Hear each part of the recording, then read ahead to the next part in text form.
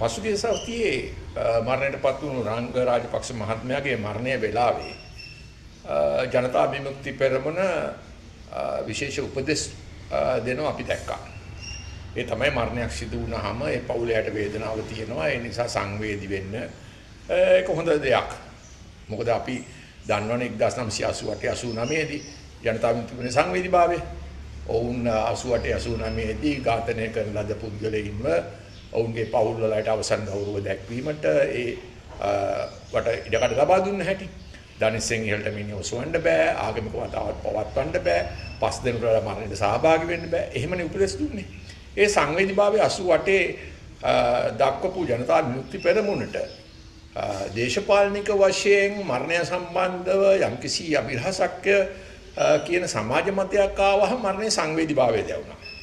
හැබැයි සංවේදීභාවය අපි ඊයේ ජනතා විමුක්ති මිත්‍රවරුන්ගෙන් ආයි අමතක වෙන ගතියක් අපි දැක්කා. මොකද කපිල චන්ද්‍රසේන මහත්මයාගේ මරණය සිදු වුණාට පස්සේ ඒ සංවේදීභාවය ජනතා විමුක්ති පෙරමුණේ මිත්‍රවරු අන්තර්ජාලයේ කිසිම ආකාරයකින් සංවේදීභාවයක් පිළිබඳව අපි දැක්කෙම නැහැ. කපිල චන්ද්‍රසේන මහත්මයා ගැන විතරක් නෙමෙයි. ඊට පස්සේ රාජපක්ෂවරුන්ට නිවන් සුව ප්‍රාර්ථනා කරන්න ආයි අර පරණ සංවේදීභාවය තමයි ජනතා විමුක්ති පෙරමුණ දැක්කුවේ. ඉතින් මං හිතන්නේ ජනතා විමුක්ති තේරුම් ගත්තොත් හොඳයි. දැන් ඔවුන්ගේ රජයක් තියෙන්නේ. මේ රටේ ජනතාව මිනිස්සුෙකුට විතරක් නෙමෙයි සතා සිව්පාවට උනත් විපතක් වුණොත් එතෙන්දි සංවේදී වෙන જાතියක්.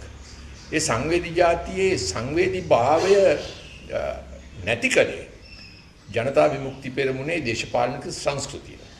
ඒ නිසා මම කාටද ඉල්ලීමක් කරනවා උන්ගේ රජයක් පවතින වෙලාවේ මේ සංස්කෘතිය අපේ ජාතියට හිමිව තිබූ ගෞරවනීය සංස්කෘතිය අපෙන් උදුර ගන්න එපාය කියලා. ඒ නිසා ගිය සතියේ පුහුණු කරපු ඒ සංස්කෘතිය සංවේදීභාවය අනුකම්පාව ඒ පවුලේ අය පිළිබඳ වේදනාව මම හිතන්නේ ඉදිරියට ඒ පසුගිය සතියේ පාඨමාලාවම අනුගමනය කරන්න ජනතා විමුක්ති සමාජිකින් පුරුදු පුහුණු කරනවා නම් මම හිතන්නේ මේ රටේ දේශපාලනය කොහොම වෙතත් සමාජ සංස්ථාවට ඉතාමත් හොඳ පුහුණුවක් වෙයි.